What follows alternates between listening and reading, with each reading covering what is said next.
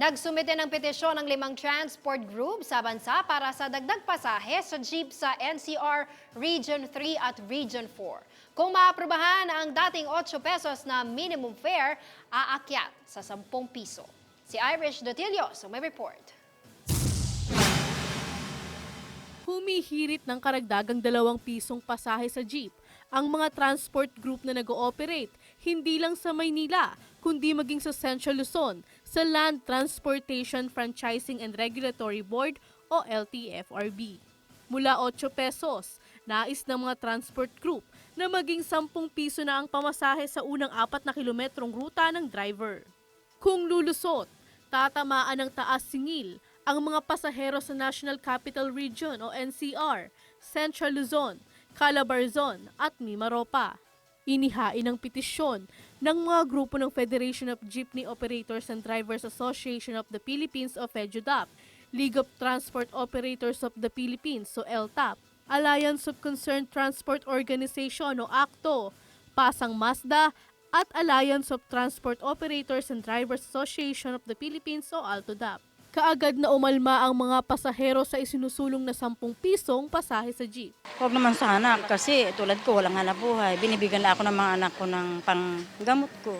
Hindi, kasi syempre yung pagtaas na yun kasi masyadong malaking bagay para sa mga bata, no? Tsaka tulad namin, unang-una marami ako nag-aaral na estudyante. So yung 2 pesos na yon, kung itataas pa nila ng 10 pesos, masisave na ng mga bata yung 2 pesos na yon. Ngunit hindi lahat ay tutol sa pagtataas pasahe.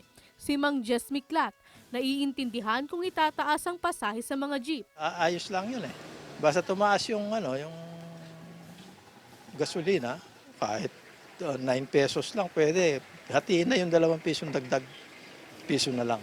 Para naman sa mga jeepney drivers, nararapat lamang daw na taasan na ang pamasahe sa jeep. Lahat na daw kasi ng may kinalaman sa kanilang kabuhayan, nagsisitaasa na din. Tumaas po bigla yung diesel natin, yung ginagamit naming Tapos yung mga spare parts tumaas din. Kaya kailangan tumaas din yung pamasahe namin. Kita namin ngayon kukunti lang. Tapos sa sumobra 300.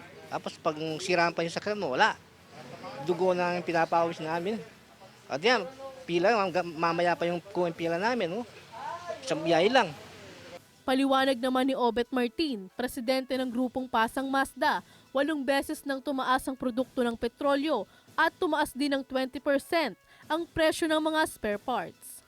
Bukod dito, nalulugi rin daw ang mga jeepney drivers dahil sa forever na traffic.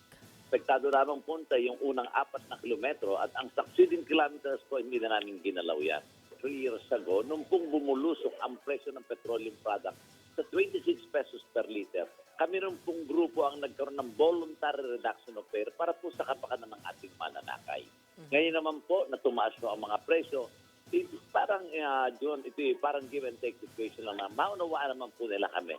Dagdag pa ni Martin, kung sakaling bababa ang presyo ng produktong petrolyo, sila mismo ang magsusulong na muling ibaba ang pasahe.